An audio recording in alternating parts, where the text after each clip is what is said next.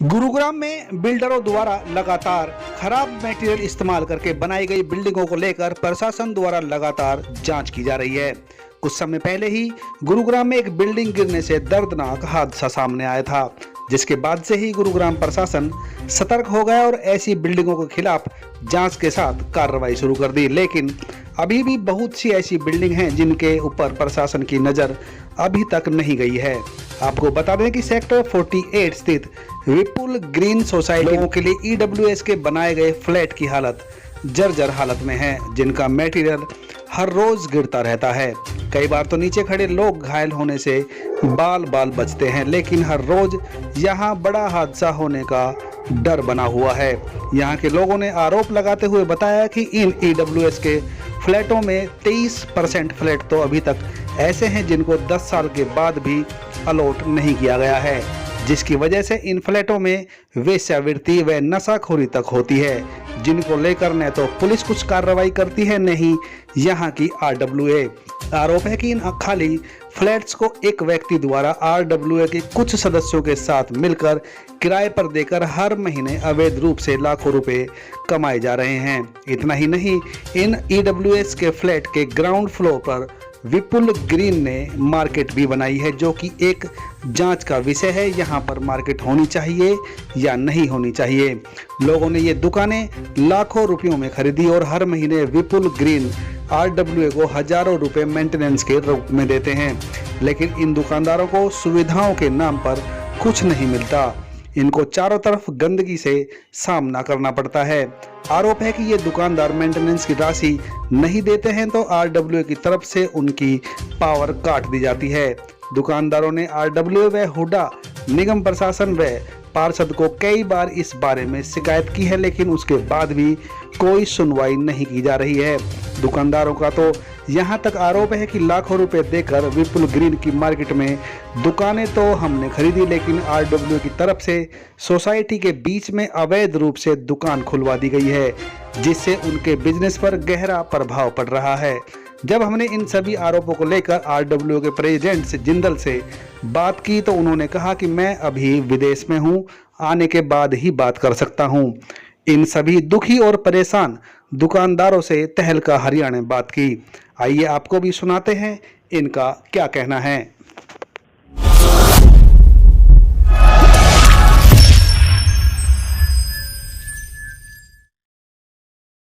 नमस्कार, मैं प्रदीप निराला और आप देख रहे हैं तहलका हरियाणा आपकी आवाज़। अभी हम खड़े हैं गुरुग्राम के सेक्टर 48 में, जहां पर विपुल ग्रीन सोसाइटी है और मेरे पीछे यहां पे सोसाइटी के कुछ लोग हैं जिनकी यहां पे दुकानें हैं, व्यापारी हैं यहाँ के। ये दुकानें आप पीछे देख रहे हैं, साथ साथ में ही आप हमारी जो दूसरी साइड में वीडियो चल रही है इनको देखिए, क्योंकि ये साथ में यहाँ की जितनी भी समस्याएं हैं वो हम आपको दिखाने की कोशिश कर रहे हैं। ऊपर अब मैं दिखा दूँ, ये ईडब्ल्यूएस के सोसाइटी के फ्लैट हैं, यहाँ पे जो गरीब लोगों के लिए बिल्डर के द्वारा बनाए जाते हैं। और कमाल की बात यहाँ पे हमने एक अलग से देखने को मिली है कि शायद गुड़गांव में ये पहली जगह होगी ऐसी, जो ईडब्ल्यूएस के जो फ्लैट हैं उनके नीचे यहाँ पे कॉमर्शियल इन्होंने दुकानें निकाली हुई हैं और वो दुकानों को अलग से सेल किया गया है बिल्डर की तरफ से।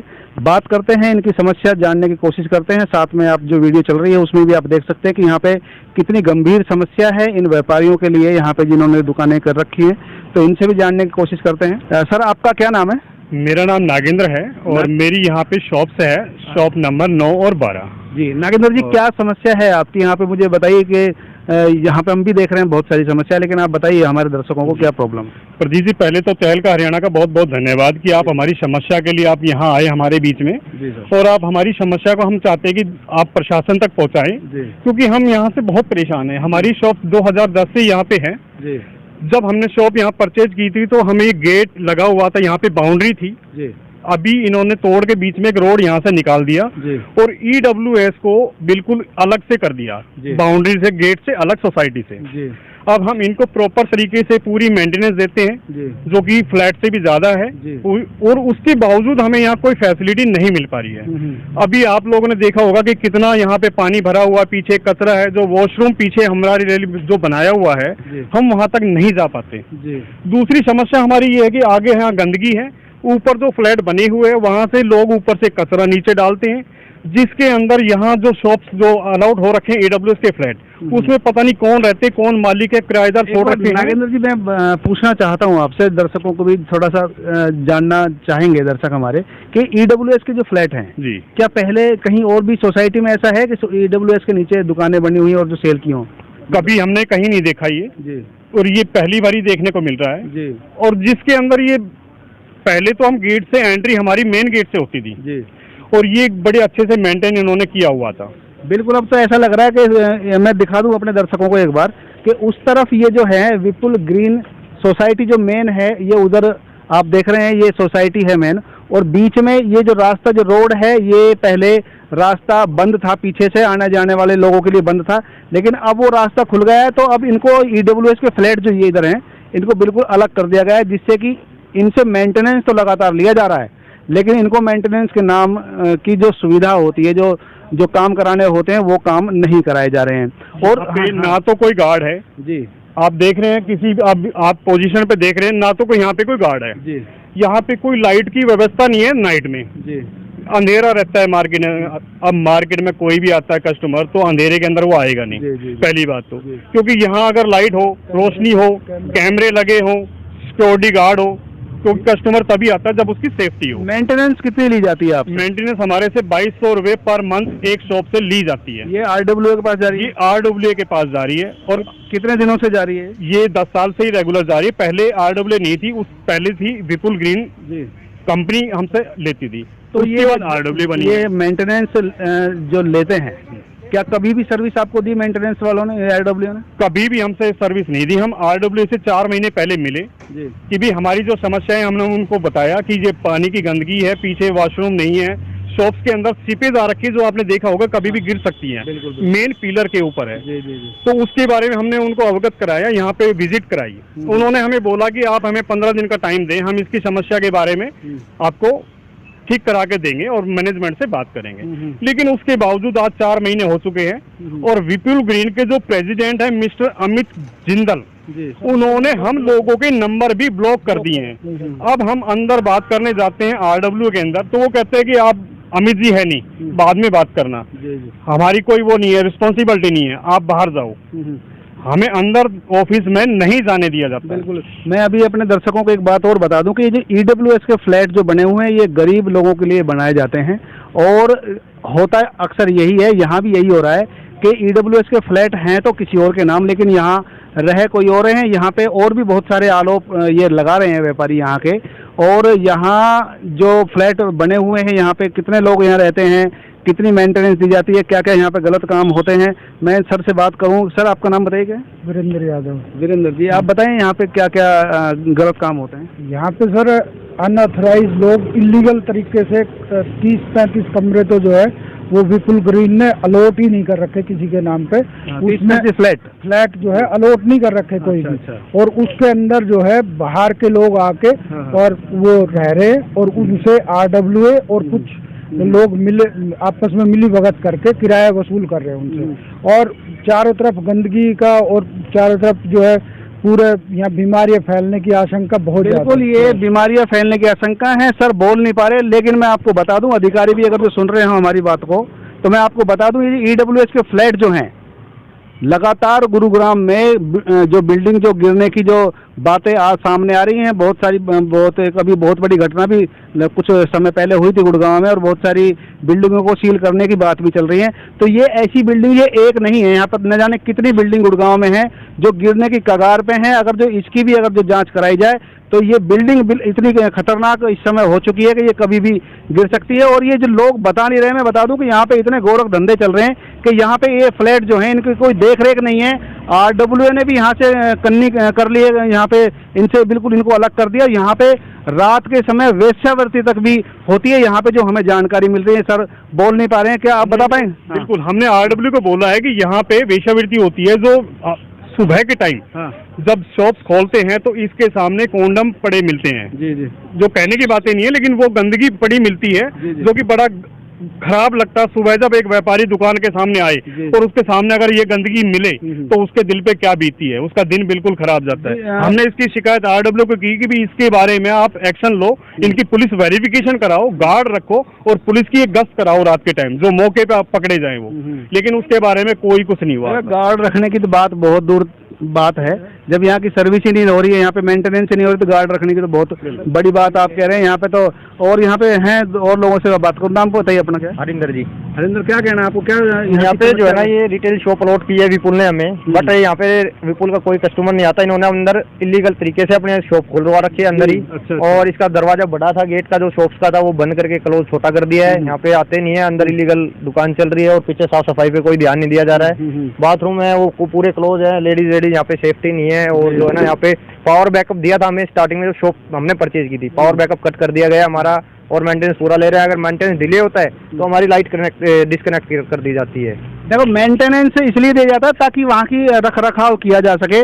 और जब RWO को जो ये बोलते हैं कि भाई हमारे यहाँ पे मेंटेनेंस नहीं की जा रही है, आप किस लिए पैसा लेते हो, तो उसके बाद में वो फ़ोन बंद कर लेते हैं, इनका फ़ोन उठाते तक नहीं है। अब तो इनका कहना है कि हमारे फ़ोन जो है ब्लॉक कर दिए, ब्लैक लिस्ट में ही डाल दिए हैं। तो आगे अगर जो इनको मेंटेनेंस देना बंद करते हैं तो पावर बैकअप उधर से ये कट कर देते हैं, तो बिना लाइट ही काट देते, मेन लाइट ही काट देते हैं, लाइट ही काट देते। कुछ RWO के साथ साथ क्या अधिकारियों से भी आपने नगर निगम हुड्डा को पता, यहाँ के जो पार्षद है उससे संपर्क करने को? पार्षद से संपर्क किया था, तो पार्षद ने यही बोला कि ये एरिया मेरे अंडर नहीं आता है और ये हुड्डा के अंडर आते हैं, आप वहाँ पे जाके एक एप्लीकेशन दें। पार्षद कौन है यहाँ पे? पार्षद कुलदीप यादव हैं यहाँ के पार्षद। वार्ड 29 पड़ता है मेरे, वार्ड नंबर 29, कुलदीप यादव पार्षद हैं।